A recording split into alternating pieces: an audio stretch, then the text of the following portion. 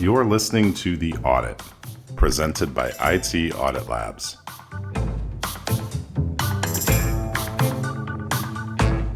Dennis, thanks for coming back. Welcome back to The Audit by IT Audit Labs. Today, joining us, we've got Nick Mellum and Scott Risdahl. Hey, all. Today, we're talking with Dennis Pelton about some hardware hacking. And Dennis, you and I ran into each other at Wild West Hacking Fest over the summer, and you were giving a presentation on wireless for noobs, if I recall. And you did a previous episode with us on that, and we thought we were going to cover both those things in one episode, but we had a great conversation there and kind of ran out of time. So we thought, let's dedicate the whole episode to hardware hacking. And you've got a business card unlike anybody else. You've got, from what I understand, an encrypted version of your resume on this chip on the card. Yeah. How cool is that? So I mean, did you follow because there's a QR code on the back? Did you follow that or anything? Or? I did not. I should though. So I mean, where does that take us? It basically explains kind of what you were just talking about. That on the card is a chip, and on the chip is a encrypted copy of my resume. And so it's kind of a series of challenges, really. And it's challenge number one is get the data off the chip. There's a number of different ways you can go about it. I've heard stories from other people of how they were able to get it off, and it's like each person tells me something new. Even ways I hadn't even thought of in the past where I'm like, oh, actually, that's a rad way to do it. I never thought about that. But once you get the data off, it's encrypted. So you have to determine what kind of encryption was used and how you can break that encryption. And if you take the time to do all that, there's my resume, but there's also kind of a cover letter with a, congratulations for solving this. You are exactly the type of person that I want to work with, the type of person who kind of has the drive and motivation to do all of this just for the sheer fun of it. There's no reward. It's just, you're just doing it because you want to learn new things. And so I thought that was kind of a fun way to, kind of get that message out there of like, look, I'm looking to work someplace fun. I want to work someplace that's cool, that really has people that just want to do these things just to learn. And so, I don't know, that was kind of the inspiration for me on making these was I thought, what's something kind of fun that I could give out to people? Because most business cards, you get it and you go, okay, cool, maybe you bring it home, but then it ends up in the garbage can. Yeah. Something like this, I figured, that's probably not going to end up in a garbage can. Maybe some of them will, I don't know. But I tell you, Dennis, since I met you at Black Hills, I've had this in my bag, and I can't tell you how many vendor cards have gone in the bag and gone right out of the bag. Yep. But this is stuck around. It's cool. I've showed this to a few different people, and it certainly is a neat concept. Yeah, thanks. It was honestly, they were a lot of fun to build. I probably should do another revision of it or something these days. But when you're building it, how many are you building at a time? Do you have 20, 50, 5? I think I originally bought 30. And then I think I actually built like 10 of them for the first conference I went to. I ended up passing them all out, went home and built the other 20. And then now, anytime I go to a conference, I'll usually reflash the chip with a new updated version of my resume. So I have to it's the one unfortunate thing about the card is I have to kind of keep updating it as time goes on. But, I figure by the time people solve it, my resume might change anyway, but whatever, they can find me on LinkedIn or something like that for the most recent. I don't know. So what's the process that you go through to build these? Was this the first iteration, or did you have a few prototypes before it? So this was actually the very first one I did, but I had built kind of other, puzzle-y type things in the past. Oh man, yeah, this is old school right here. This was like the very first revision that I did where it was just like a little keychain and, just said rot13labs.com and it had the little chip on there and the chip had some puzzles on it.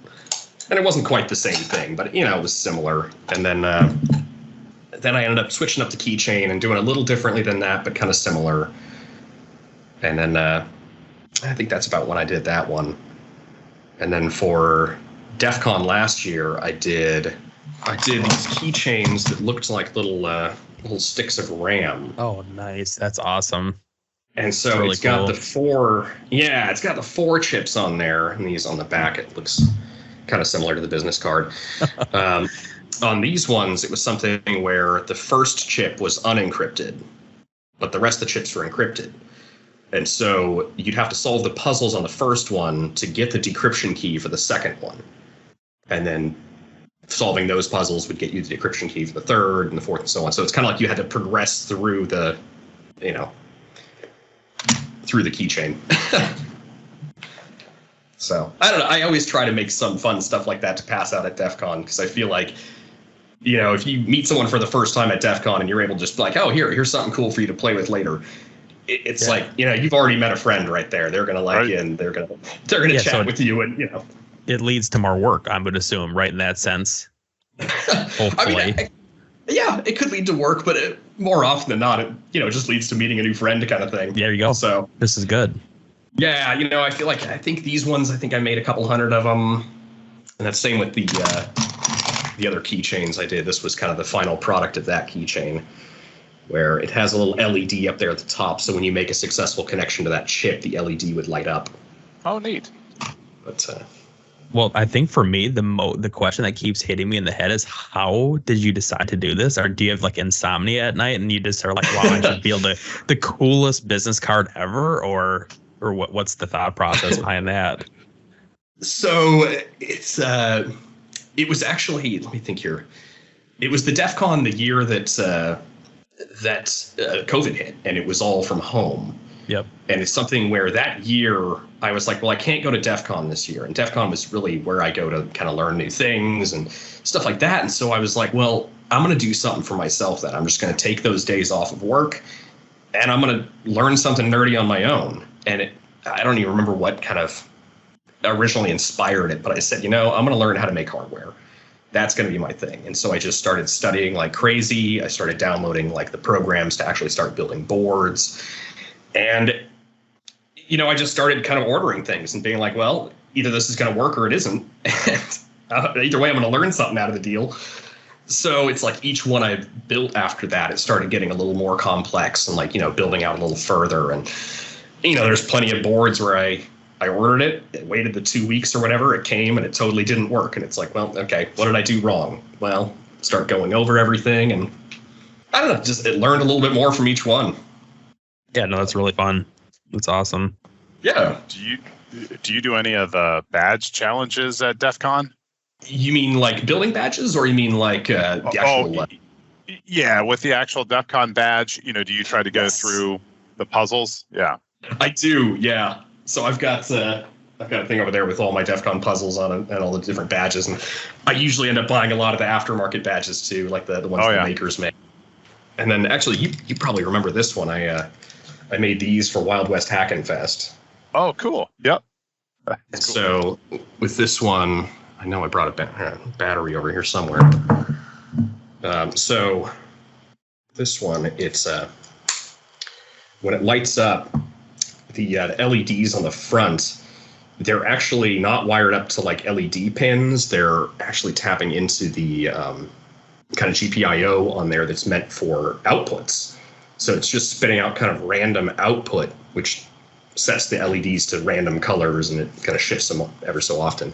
But then on the back is one of those ESP8266 chips that does like Wi-Fi and stuff. And so it's broadcasting out a Wi-Fi network. You can actually log into the badge and do a lot of the hacks that I talked about during that, the Wi-Fi hacking for noobs. You can do those attacks from the badge. Oh, how cool is that? So I thought that was a really fitting kind of thing to bring to that conference. Did you have a hard time getting those chips coming out of the pandemic? It's funny. Those ones I haven't really had much of a problem getting. And granted, the main brand that makes those, I think they're called AI Thinker. Those ones, I don't see them very often. But I'm kind of like, I haven't been burned by the knockoffs yet. So I just buy the knockoff ones, but you can seem to find them pretty much everywhere, and the pricing really hasn't gotten too absurd on them yet. But I don't know, maybe that'll change as more people learn. what do you have that makes the form, like the form of that sheriff's star that you have on that Wild West badge?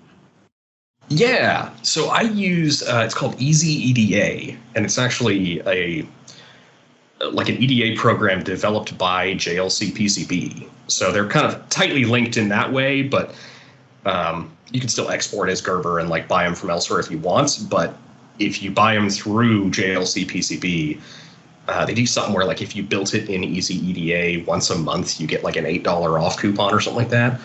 So basically it covers a prototype batch for free. You still have to pay shipping usually, but it's like I get prototypes for free every month. Like, sure, I'll keep using this. But yeah, so I just build everything through them.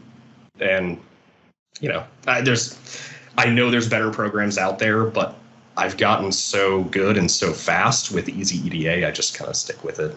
I know I need to learn something else, but I don't know. I feel like it's hard to change once you've learned it so well. In your free time, do you do puzzle rooms, escape rooms, things like that? So I've never actually done one. Like I want to, because I'm like, it sounds right up my alley. Like I feel like I need to be doing these, but I never have.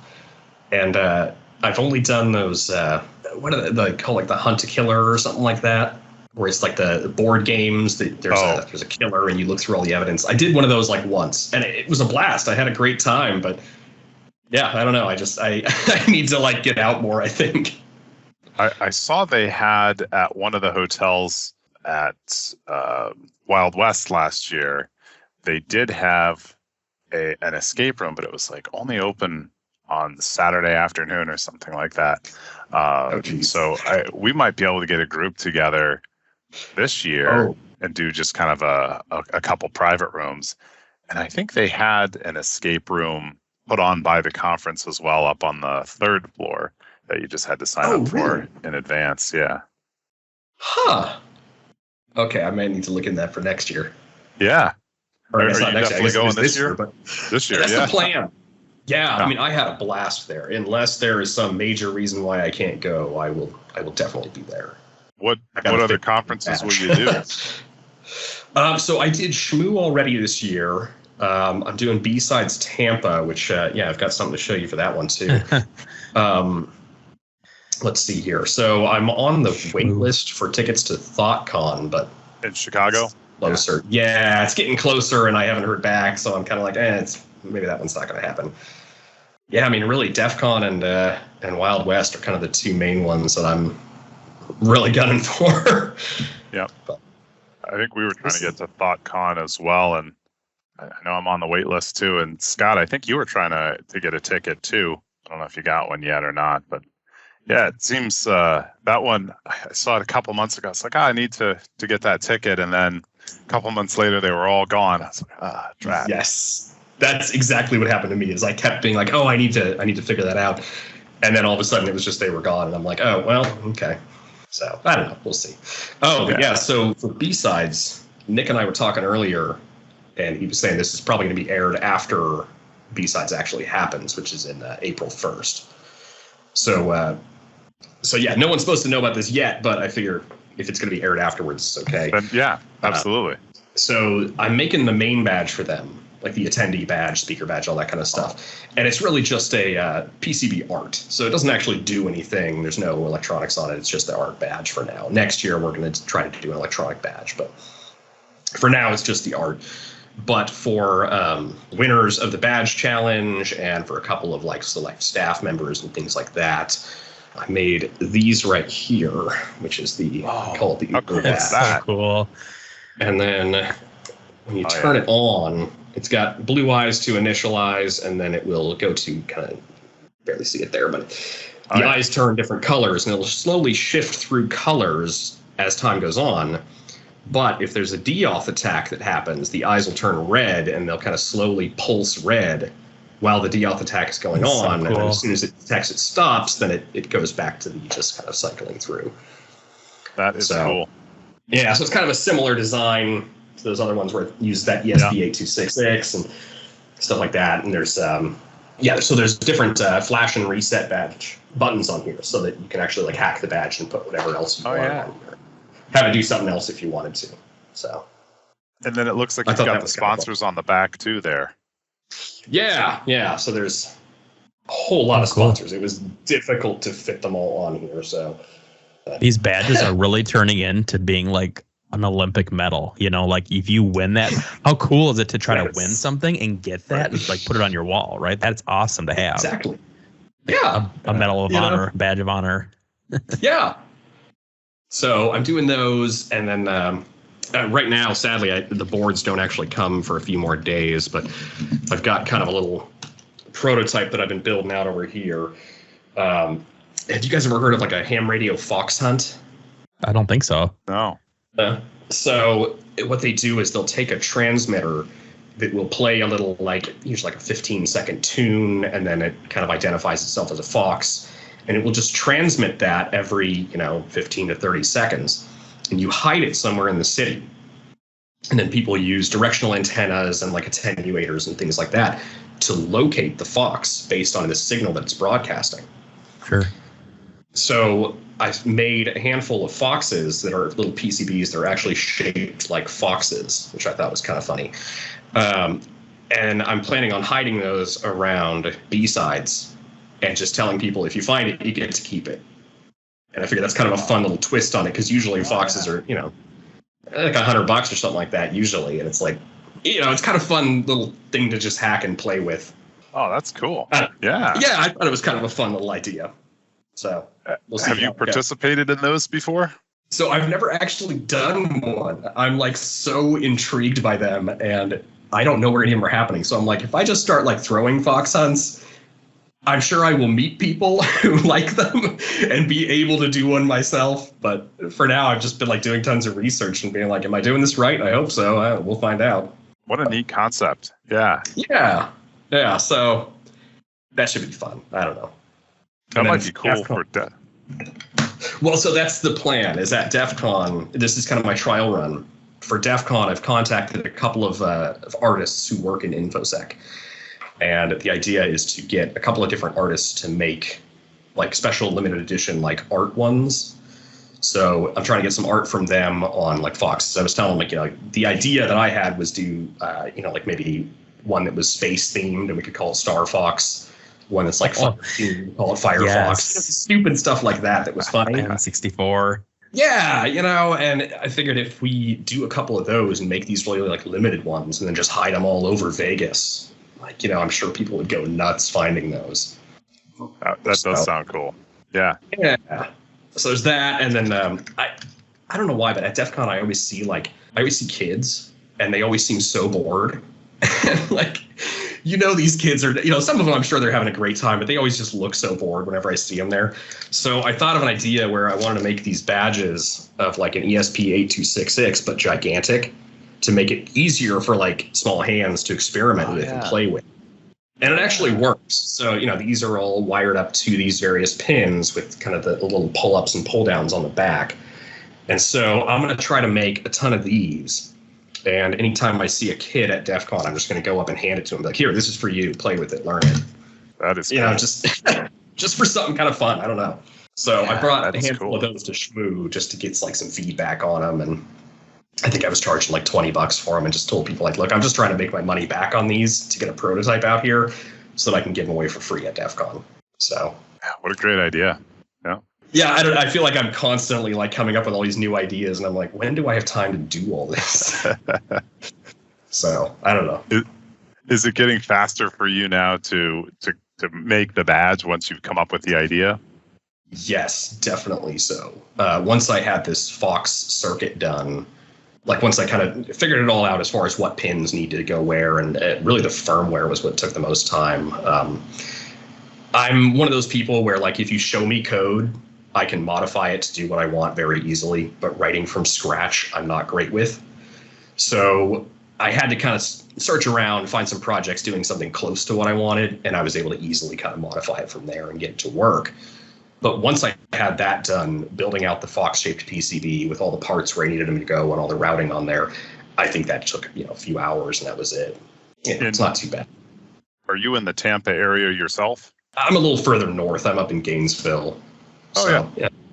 Hour drive. Do you have the concept of the maker spaces there, where people come in and they collaborate on kind of a shared use set of equipment? Yeah, so we do have one here, but sadly it's like on the far other side of town from me. Like I'm kind of on the east of town and it's really on the other side, so I never actually make it there. Like I'm really sad that I don't. I wish I could get there more often, but I never end up going. So here in the Twin Cities, they've got I think a couple of those maker spaces, but one in particular hosts the Open Lock Sport group, where nice. the lock sport people come in, and I think it's like the first Thursday of the month, something like that. And if you're experienced or inexperienced, it doesn't matter. They've got a pretty good group of people there that will give you the picks if you want them, or if you have your own, they can show you some more complex things. But I bring it up because that space sometimes does some interesting things, and a badge making workshop would be an awesome idea for a space like that, where people could come in and maybe learn the basics of how to make one of these. Yeah, and honestly, I've had a couple people ask me about doing like a demonstration at DEF CON or something like that. So I would like to. It's kind of one of those, like, if I can find the time to make a short presentation on like my process, because I know everybody kind of does it a little differently. But that is definitely a goal of mine to go out and do something like that. And then at B-Sides, that's another thing that we had kind of talked about, but I kind of got in touch with them a little too late for this year. But they would like to do a kind of hardware hacking village at B-Sides. Oh, yeah. And so we've talked about kind of, what that might entail and things like that. And I've got a bunch of like little bad USB kits to build your own bad USB. I've got probably about 100 of them, so just sitting around. And I'm like, hey, I'm happy to donate these to the conference, and we can have people build these if they want to. But it's just kind of like getting it all organized is really going to take some time. So we figured, okay, maybe for next year we'll have kind of all that in place to do it. And maybe Wild West too would be a good place for that. That's actually true. That probably wouldn't be a bad idea either. Yeah, I've got like probably about 100 or so of the kits to build your own, and then I think I've got about 60 or so of like still packaged ones that just are pre-made. So we had talked about kind of what to do with those too. Like a buddy of mine and I, we were talking about maybe buying a bunch of rubber ducks, like little mini rubber ducks in bulk on Amazon, and kind of installing them in there, so it's a little rubber ducky that has the USB coming out of him, and then just like hiding them around DEF CON for people to like find and see if they plug them in. I don't know. It's all this hardware that I've built, and I'm just like, I don't really know what to do with this now. Like, I should probably sell it, but I don't know. I find it hard to believe that people at DEF CON would pick up a rubber ducky and actually plug it into their machine. Well, so that was the idea, was like, if we made the code on it just execute something that hits a website, so we can get a counter of how many people actually plugged it in. Exactly. Because I don't know if you've seen the pictures online or wherever, but people put like a little USB like in the wall, right? Like in a brick wall, and they like cement around it. You're supposed to just go up with your computer and just like kind of stand there. Like, who would actually plug into this thing? But it's a cool idea, I guess. Yeah. Oh, yeah.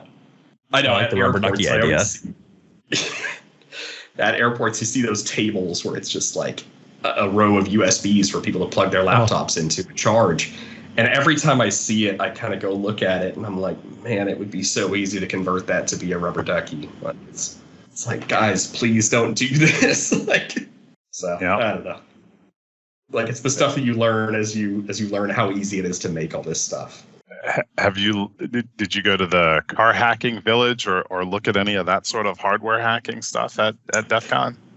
Yeah, honestly, a lot of my time is usually spent in the hardware hacking village, but the car hacking has a lot of fun stuff there. Like, I feel like I haven't done I barely scratched the surface basically of the stuff they have there, but yeah, I don't know. I feel like they do some really cool stuff there, and I'm always interested to like stick around and learn a little bit more. The voting machine village was pretty cool too, where they had the voting machines torn open. You could see the insides. Yes. That was neat. Yeah, I know. Every time I see those there, I kind of think to myself, I'm like, man, I wonder if I can get my hands on one of these. Like not from them, but like, find one on eBay like they do or whatever. Sure. It's like, I don't want to mess with theirs, but I would love to take one of those apart and be able to actually, really go to town on it. And, I'd probably break it, but it's like the stuff I'd learn in the in-between time would be amazing, I bet. Absolutely. Yeah. Like I've heard horror stories about how those things are built and maintained. Yeah, I can imagine. But yeah, I'm trying to think if there's any other. Yeah, I don't know. I've got so many projects going on. I recently picked up. It's everything that you need for building a Wi-Fi adapter. So there's, you can possibly see it on there. It's so small, but it accepts, basically just the USB inputs. So, power, ground, and then data in, data out. And then it gives you a antenna port, and that's essentially it. So I've been looking into the idea of like building my own, wireless adapters lately. See if that was something I could do. And I got one working, but the problem I've hit now is that a lot of these chips that they make in that type of format are for Windows only. And it's like, if I'm going to make something, I want it to be usable by anybody. Even if it was just like Windows and Linux, that would be better than nothing. But I use Mac at home, so I'm like, I want something I can use too. What frequency is it on? Let's see here. So they're BGN, I believe, is what they support. So it's, Okay. Oh. Yeah, but like I said, this one here is it's the Realtek 8188 chip. But I ordered a couple different chips of them to test them out. And yeah, like I said, I got it working, but it's like, if it only works for Windows, then so actually I think this was one of my, so I made it in the shape of dick butt because it just seemed kind of like a funny thing to do. Oh, that's really cool. Yeah, so on the back here you can see like I had to kind of, like right now it's got 2 different capacitors on there going into it, but it seems like it's still just not quite getting enough power for the boot up on it. Sure. So I had to take an external power supply and kind of touch it to get it started. And then once the chip comes on, it's able to run. So I'm like, okay, well now I got to figure out how to get this thing a little extra oomph of power before it starts. Yeah. So it's kind of one of those situations where I'm like, well, okay, someone has solved this problem. I'm sure it's easy to solve. I just need to figure out what it is that I need for it. But I don't know. I feel like I need to find a better chip first. It's more universal for different, for Mac and stuff like that. Have you done much with the Ponagachis or doing any sort of e-ink screen? So not the Ponagachis. Those I would love to play with. That one is definitely on my list of something.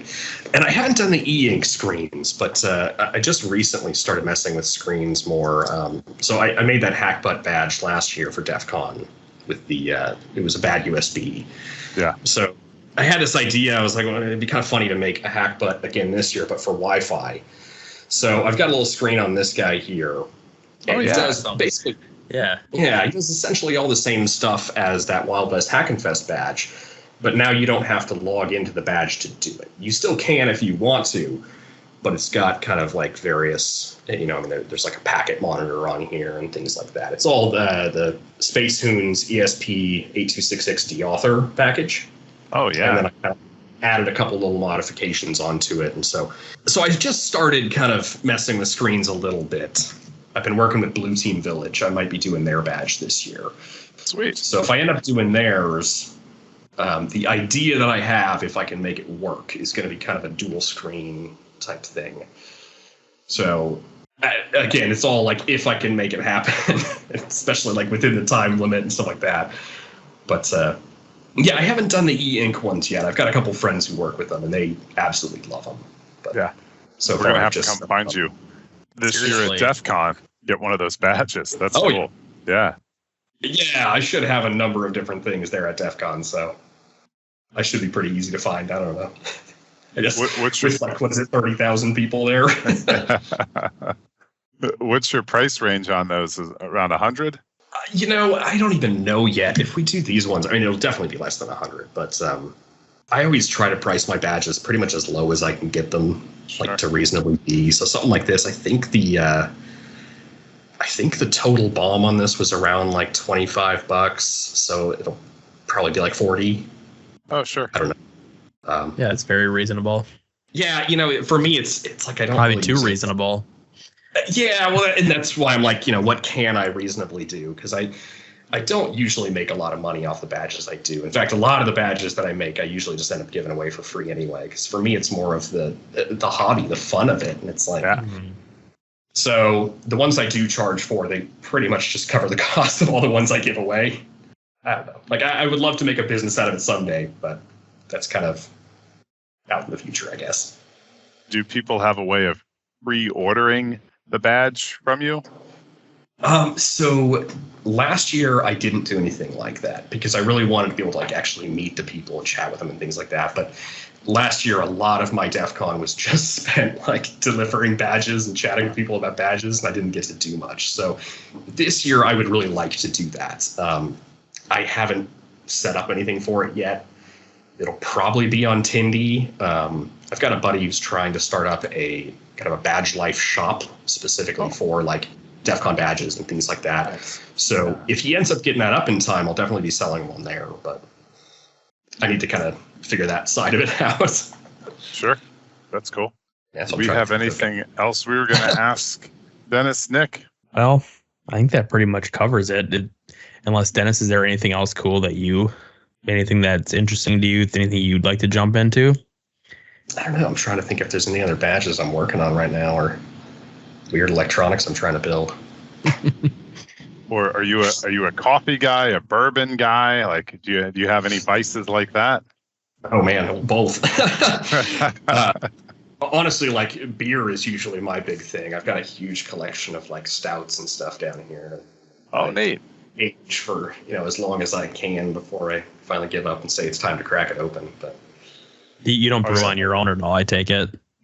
No, I tried it for a bit and I realized, these other people make them so much better, and it would take years to get to that level. And I'm like, it's not. Let them do it.